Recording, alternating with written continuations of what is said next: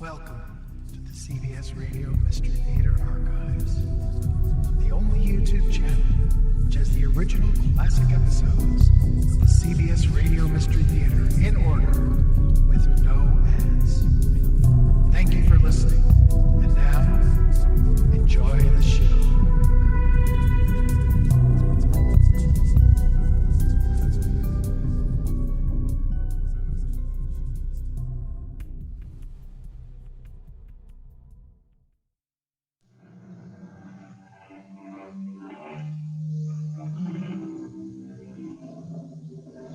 Come in. Welcome. I'm E.G. Marshall. You've often heard what the Frenchman said. Plus ça change, plus c'est la même chose. The more things change, the more they remain the same. You've heard it so often that by now it's become conventional wisdom. However, it isn't exactly true, because things don't remain exactly the same. There is a difference, very small perhaps, but it's oh so vital. Indeed, as another Frenchman said, vive la différence. Now, sir, I must inform you, you are about to undergo an illegal change. I understand. You are, in effect, going to give up your present consciousness, personality, psyche, and for all I know, even your soul.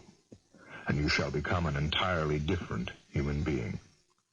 Are you aware of that? Yes. And you still wish to go through with it? Yes. Prepare the circuits.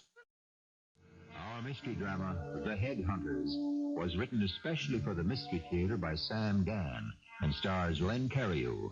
I'll be back shortly with Act One.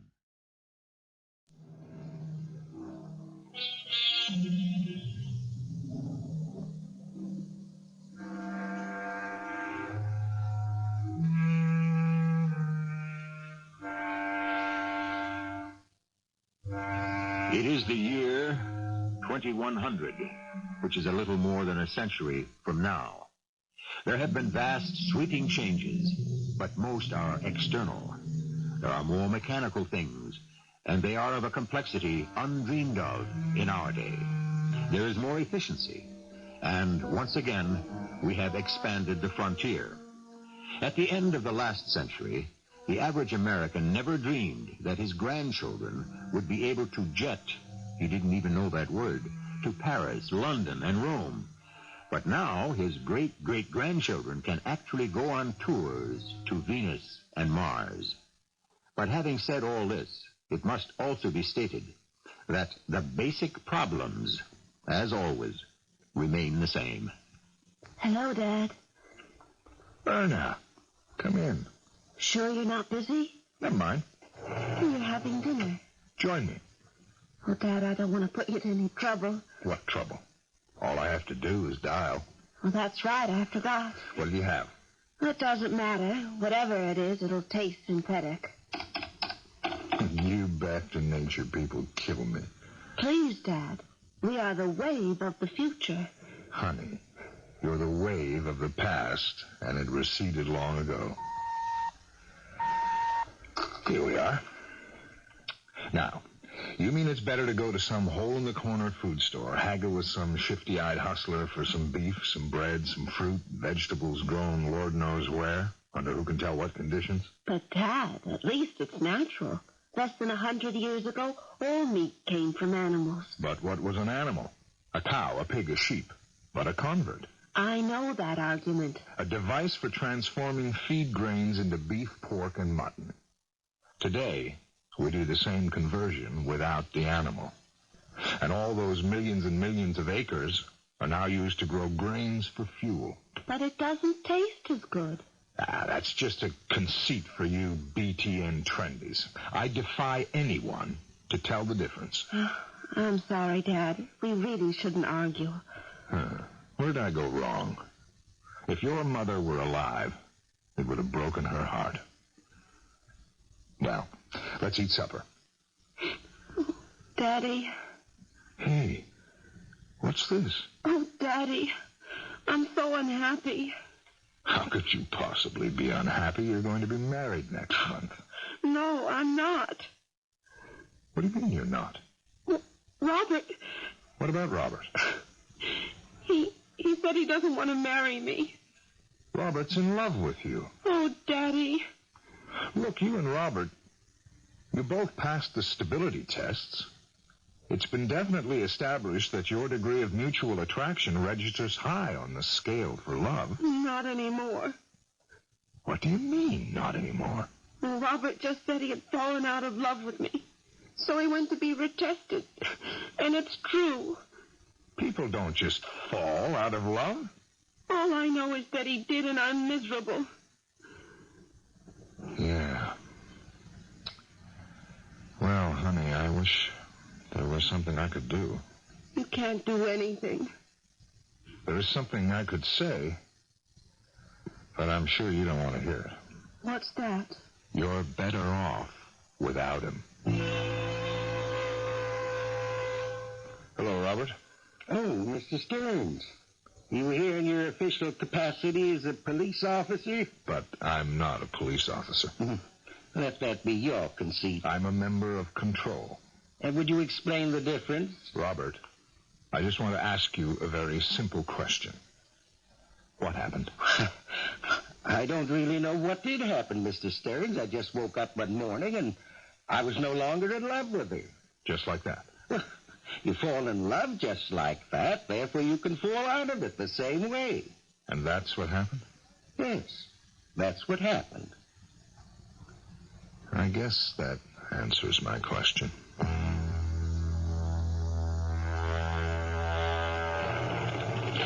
Dad, you're just in time for dinner. I hope you dialed it. That's going to be my secret. I will say, it's nice having you around the house again. Oh, by the way, I spoke to an old friend of yours today. Should say an ex-friend. I bet it was Robert. You shouldn't have done it. Honey, I was just curious. I know you were only personally curious, but I'm sure Robert thought you were using your position to pressure him. I only wanted to know. Besides, it doesn't matter anymore. It doesn't? He's got someone else. Oh. A girl. Believe me, she's older than she looks. By the name of Arlene Delva. Delva?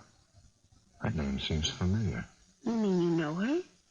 No, I'm just trying to think. Well, the brassy, blonde, empty-headed type is what he really goes for. You were right. I am better off without him.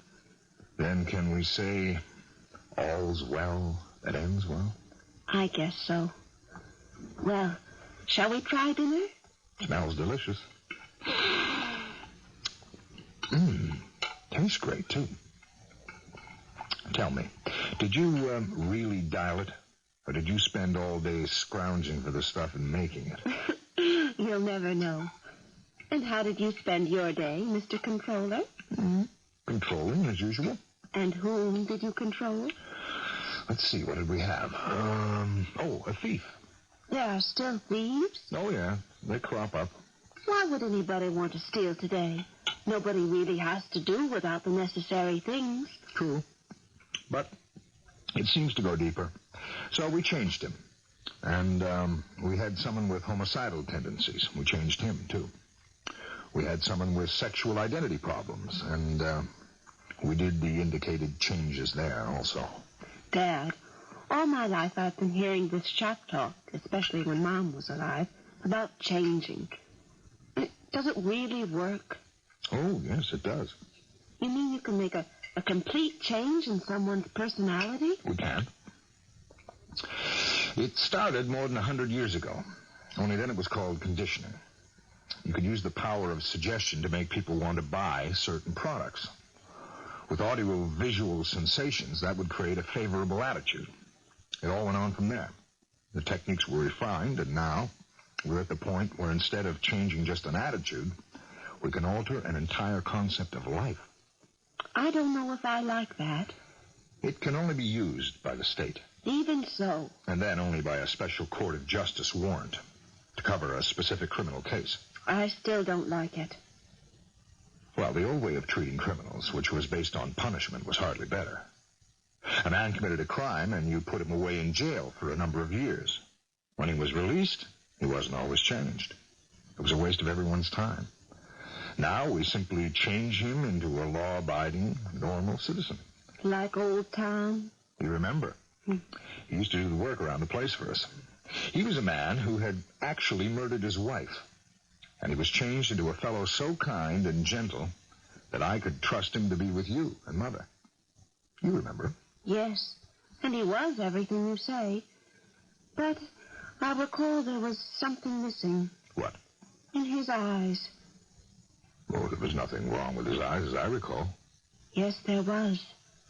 They didn't sparkle.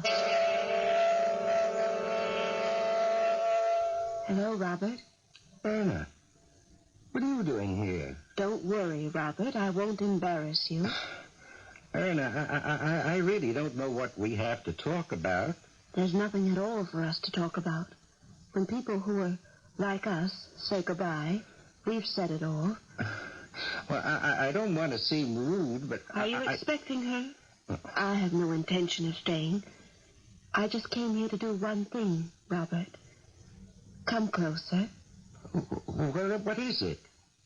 I want to look at your eyes. My eyes? What for? I want to see what they're like. You know what they're like. I knew what they were like at one time. Erna, what is this? Just stand still, Robert. It's all I ask. Let me look into your eyes. But there's no point. Oh, for old time's sake, please humor me, Robert. Well? All right, Robert. Thank you.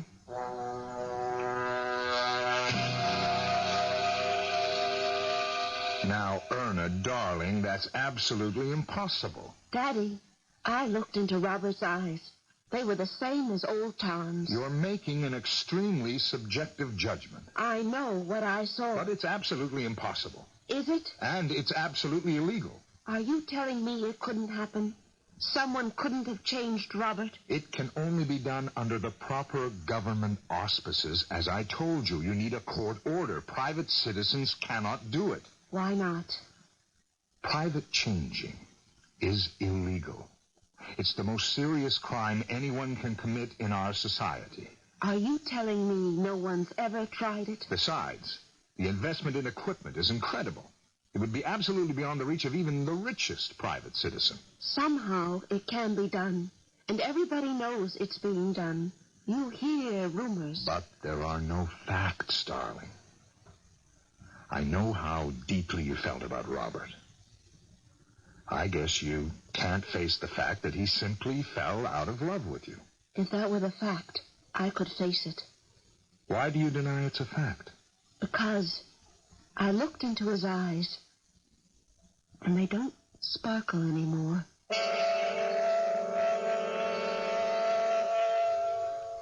Hello, Carver. Busy? Through for the day. What can I do for you? The computer still alive? About to shut her down. Problem? I don't know yet. I'd like a scan. Do you have your warrant? You owe me a favor. Okay. It's very likely nothing at all. Can you do it now? I'll put in my bypass so that our little extracurricular activity doesn't register and will not appear on the duty roster. Now, what do you want scanned? The name is Delva. Who? Delva, I think. Well, does he have a first name? Probably, but I don't know it. Well, could save a lot of time if I had a reference point. He has a daughter named Arlene. That's all right. Let's see if that singles him out.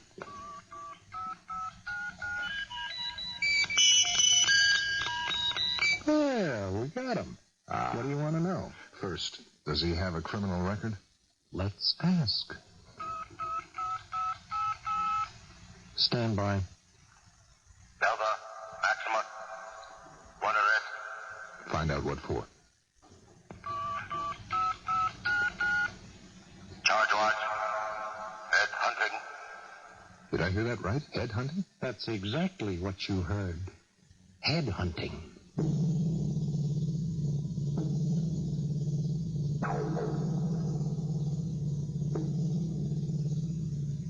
And that's exactly what we heard, too. Headhunting. Now, what's this? You mean that in this most civilized of societies, they practice the most barbaric of ancient customs? Really, sometimes you have to stop and ask yourself, just where is the human race going anyhow? Well, I know we're going to come back with the second act.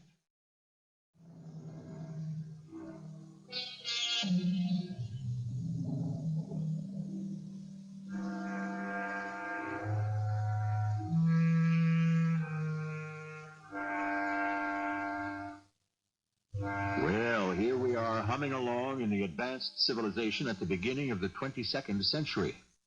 We had a brief glimpse of some of the highly modern techniques of living. We saw how the world of 100 years from now had left us just as far behind as we had outpaced the world of 100 years ago. However, an extremely alien, archaic, and uncivilized word has just entered the conversation. Headhunting? You heard what our computer friend said. What happened? Let's find out. Charges dismissed. Lack of evidence. And that takes care of that. Anything else? No. No, I guess not. So much for the twinkle in his eye. What was that you just said, Daddy?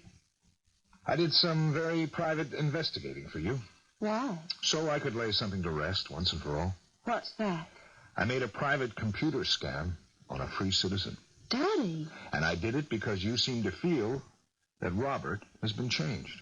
No, it's just an instinct. Never mind. You said he had a new girl, Arlene Delva. What about her? The name, Delva. I knew I heard it before in a criminal connotation. And I thought maybe this could have been a criminal change. An illegal change made for private purposes. Aren't you the one who claims these things are impossible? You were right. Criminal changes are the biggest problem we have. And you can see why.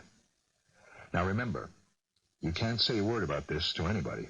If you had grounds for suspicions, why couldn't you do an official scan? Because if it turns out I'm wrong, my neck could go on the block. And I was wrong. It was illegal for you to do an unofficial scan. But I'm a controller. Sed quis custodiate ipsos custodes. What's that? Ancient Latin. Who shall guard the guards themselves? Look, I did it for you. But you broke the law. Sometimes the only way to enforce the law is to break the law. And where does it end? This is a world of accommodation. Do you understand?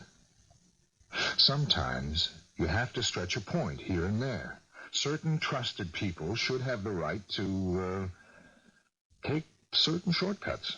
Should they? Otherwise, nothing will ever get done. Nah, I know it's bothering you. You do? You ask me where it ends. Honey, it has to end when a controller cuts a corner here and there. Not for the good of society, but for the good of his pocketbook. If you know what I mean. Yes, Daddy. I never took a dishonest dollar. I never will. I know that. I thought I'd run down the possibility that somehow your Robert could have been illegally changed. But it didn't happen. Yes, Daddy. Shall we have some dinner? It does taste better when you cook it yourself. You see? Don't breathe a word outside. I could be ruined.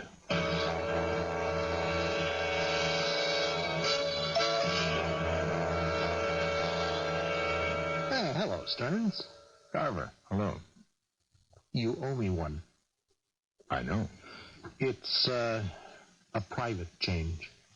Oh, I don't like to do them. I don't like to ask you to. Then ask me for something else. I can't. I can only ask you. Why me? Because only a top guy can handle it. Carver, I let myself get talked into doing a change once because there was a very strong humanitarian angle. Well, that is why I'm asking you again, Stearns. There is a very strong social aspect to this one. Is money going to change hands somewhere? Well, Carver? Well, you don't have to touch a nickel. Is there a headhunter in back of it? There is a fantastic plus for society involved here. You didn't answer the question. You and I, we both know headhunting is illegal. But we also know, in a quiet way, the government has to use headhunters. Who is he? Just happens to be a coincidence. But it's the guy you wanted to scan. Delva.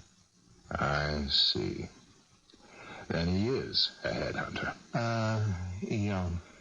You and the computer were playing a little game of charades with me. No, Stearns. He was acquitted. The fix was in. Does our boss, the great Chelsea, know about it? Chelsea is the one who fixed it. On orders from upstairs, naturally. Count me out. Delva is vital to the government. He's found some of the best people we have. People we can't do without. Did he also change my daughter's boyfriend, Robert? Well? Yes. We let him have that one. And what great social good was involved in that? None. But every now and then, you have to have something for yourself, too. I'll consider this conversation off the record and forget it ever took place. You're annoyed because of Robert. But he wanted to be changed. He wanted to fall in love with Delva's daughter. Stearns, if you could choose a father-in-law, would you pick a millionaire headhunter or just a nice guy who's a cop? I said let's forget it. We need the change. We need this guy. Which guy? A fellow named Pruitt. He's an automotive engineer. He is a genius. So? Why not let him alone?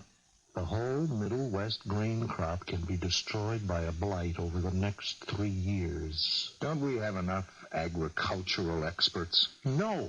Now, you know the story there. Half the stuff we grow to turn into fuel, and the other half we eat. Carver, I don't like it. For the last 50-odd years, nobody has gone into agriculture. Now we got this problem, and we're stuck. We need more than just an agriculturalist. We need a genius. And this guy Pruitt's the man. How do you know?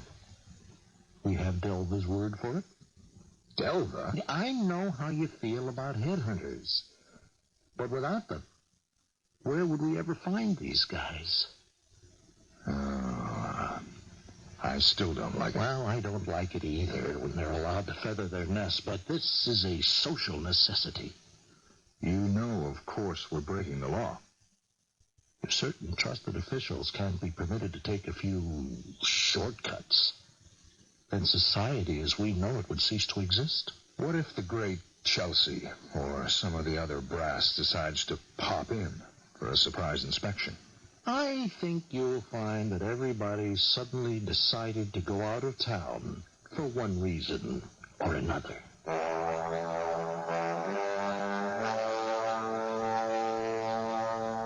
What's the matter, Dad?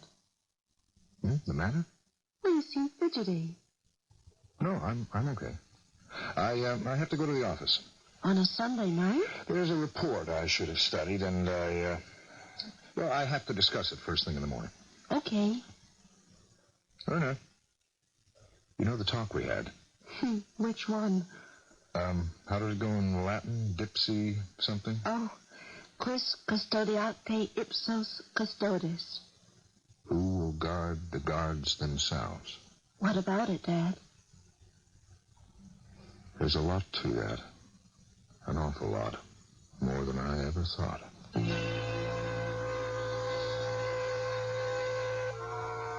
We're ready for you, Stearns. This is Arnold Pruitt. Mr. Pruitt, I'm a controller. My name is Stearns. How do you do, sir? My specialty is changes.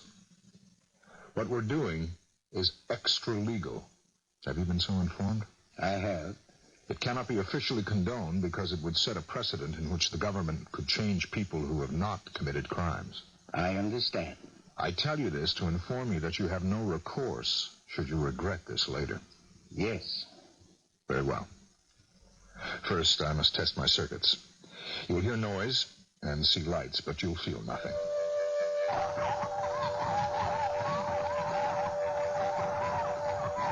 Good. Let me tell you what is going to happen. Right now, you are an automotive engineer. In 15 minutes, you should be an expert on agriculture. Do you know anything about agriculture? Oh, only in a very general way, and just those basics that may have been covered in elementary science courses when I was starting school. As you know, your brain is a series of circuits. These now are filled with all sorts of knowledge concerning automotive engineering. Yes. We must change the contents of those circuits. We have placed the entire science of agriculture into the banks of this computer. We shall then feed them into your brain. Will I forget everything about engineering? You will be at the same point in agriculture as you are now in engineering. It will be as if agriculture had always been your life's work. Mr. Pruitt? Will I be giving up something then? You'll be giving up somebody. The Arnold Pruitt, who was the engineer. He will become somebody else. But engineering isn't just something that I know. I love it. It's so many things. Memories, feelings. The first motor I ever put together when I was a kid, fixing the family car, school, winning all the prizes, graduating summa cum laude. How can you take all these things away? By replacing them with other things that will be just as real, just as vital. We won't merely fill your brain, we will also alter your psyche. Is that what I want? I don't know. No one should be placed in a position to make a decision of this kind. But you placed yourself in this position. It is important, isn't it? They say I'm the only one who could solve the problem of blight. The country needs me. We can't live without the grain crop. Why is there blight? What are we doing wrong? That's what you would have to find out. It's a challenge. Do you realize what a challenge? Yes. An entire nation depends on the skill and resources of one man. How can I turn it down? How can I possibly back out now? Mr. Stearns. Yes, sir. Change me.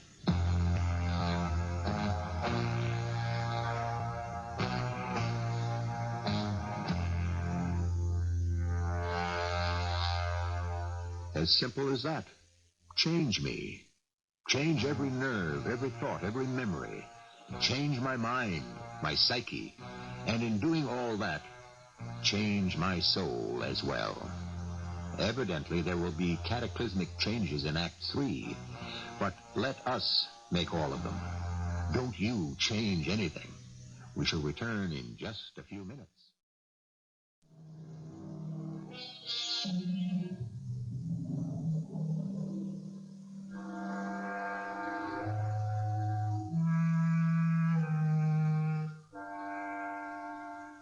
All kinds of new words have come into being during this most surprising century. Mankind has not only made the most sweeping changes in his environment, he has also made the most unbelievable changes in himself. And seemingly, there is no end to them. Change me, Mr. Stearns. Once again, Mr. Pruitt, and for the last time, I feel it only right to tell you. You'll be giving up all your memories. We must alter your entire person. Mr. Stearns, you said you would replace my present memories with others. How can you do that? How can I remember things I never experienced? It doesn't matter whether or not you've undergone certain experiences, just as long as you believe you did. Well, Mr. Pruitt, do I activate the changing mechanism? Change me. Fine. Relax, Mr. Pruitt. Carver, open the Genesis circuit.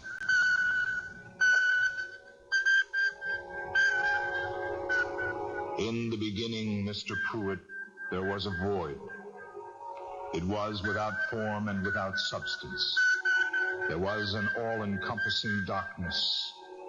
And then there was a cry.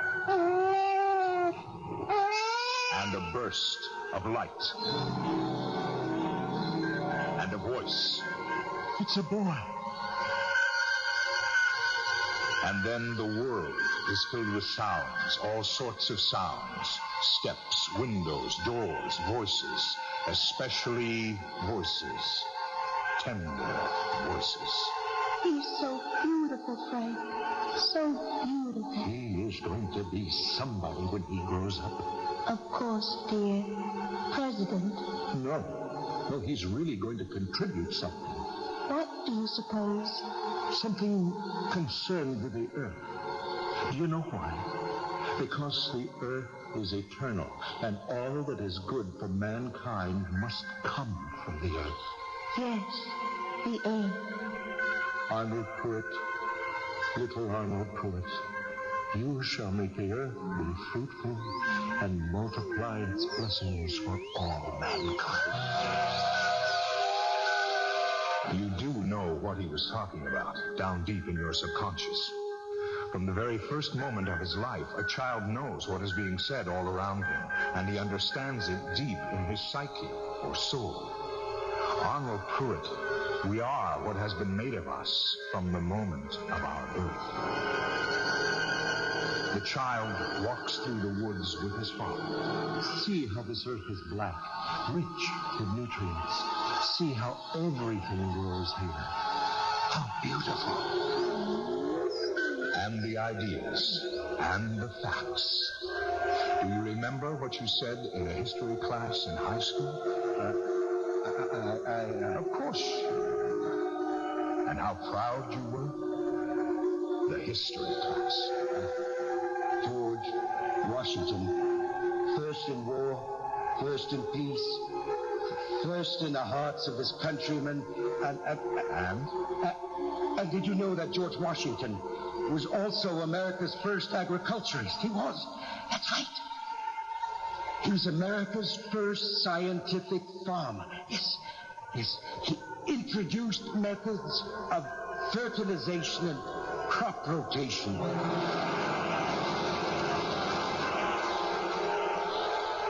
Arnold, aren't you going out tonight? No, Mother. I have to finish this paper. Aren't you working too hard? Oh, no, not hard enough. Why don't you take out that nice girl, Betty? We don't have anything to talk about. Why should the young married woman? We have a great deal to talk about. She doesn't know the first thing about agriculture. She's really very bored. Well, take her out anyway. You really shouldn't stay home all the time.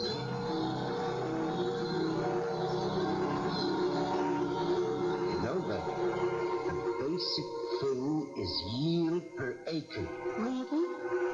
In places in the world where people are starving, if you can increase yield per acre by even 5%, you're not just talking about a statistic. You know what you're talking about? No. Human life. An increase by even so much as a single bushel means you can save another human life.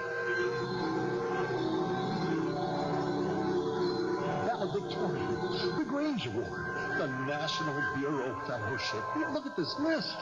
An unusual mind. You know who said that? The Secretary of Agriculture. He made the presentation. An unusual mind, he said. A genius. I always knew it. I knew it from the day he was born.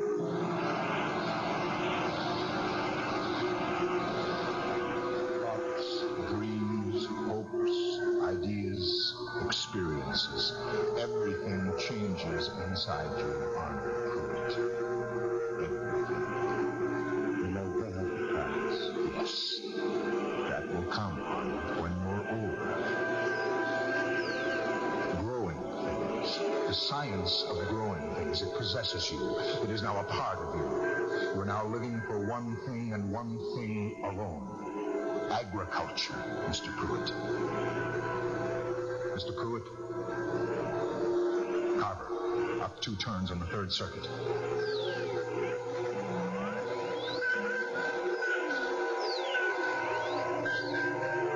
Carver, is the new environment environment ready? His office, his home, his laboratory are all set up. His new assistants are standing by. Here goes. Everything. Okay. Everything forward.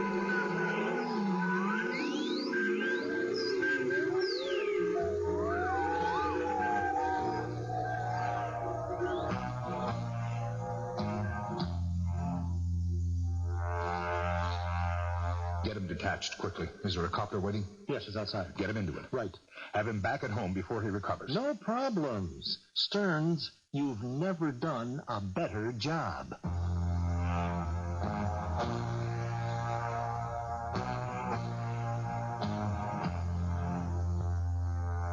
Did you hear the news, Dad, about the blight? Oh? What about it? It seems that 2 weeks ago, this agricultural scientist, Pruitt, I think his name is, anyhow, he thinks he knows what causes it. Yes? What? Well, it's a technical rigmarole, but the gist of it is that he has a way to beat it. Well, that's what counts, right?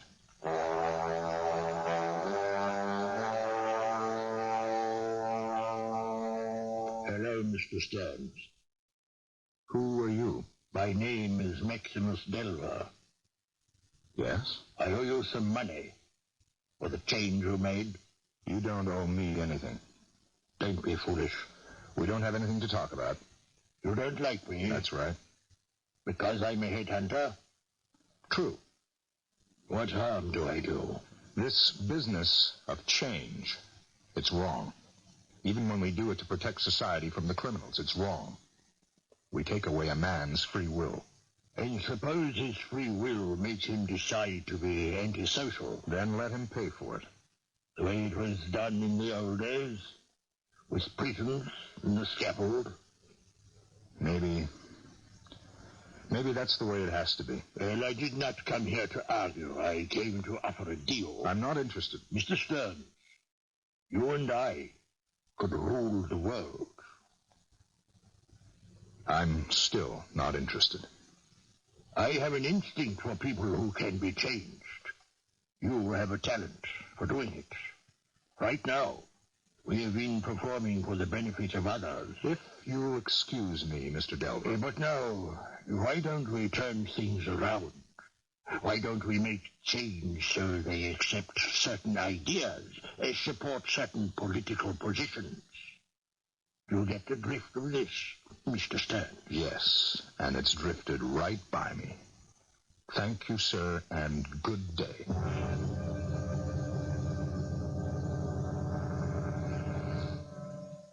Carver, we can work out a case against this Delver. Why? Why? He's up to his ears in illegal changes. I know that. Now, maybe the government winks at some here and there, okay, but the bad that Delver suggests outweigh the good. Well, what do you want to do? I want to ask Chelsea to begin proceedings. Don't. What do you mean, don't?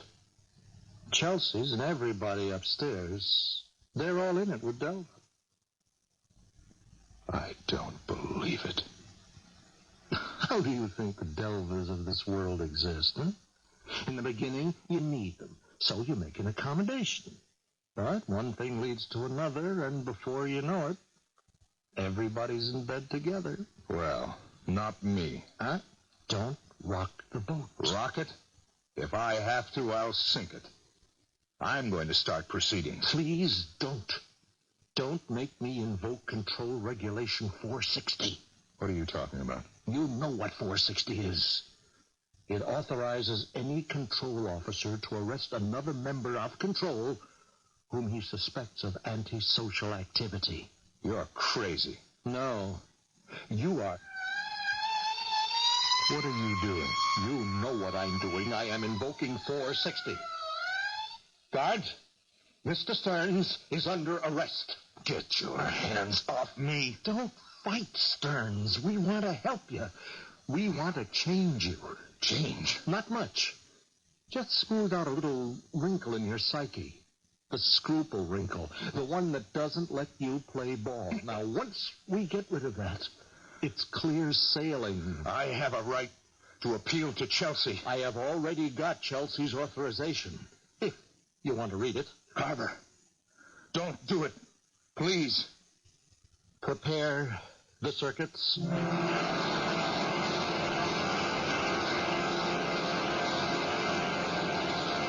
Daddy, What is it? I don't know. Daddy, is something wrong? No, dear. Nothing. Nothing at all. But there is. There is. It's your eyes. They don't sparkle. It must be your imagination. You're changed. What are you talking about? I know you're changed. If I am, it's a change for the better. I feel wonderful. As if anything, everything is possible. What are you saying? I have a feeling we're going to be rich. On a controller's pay? And you're going to get married. Who would want to marry me the way I am? But you don't always have to be the way you are. Someone who keeps swimming against the stream. I can't help it. You know who keeps swimming against the stream? Salmon.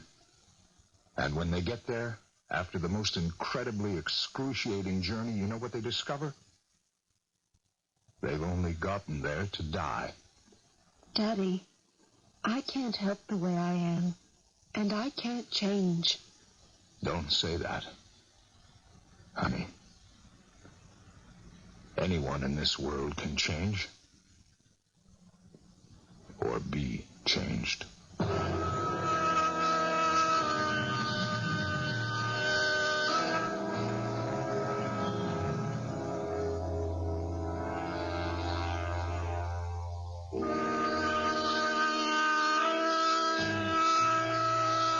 And he should know.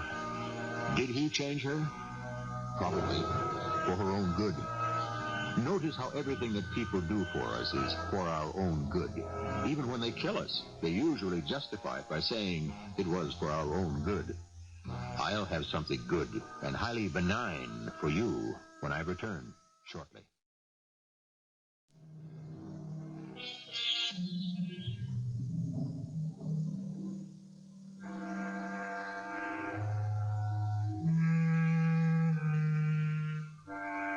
What a delicate mechanism is man.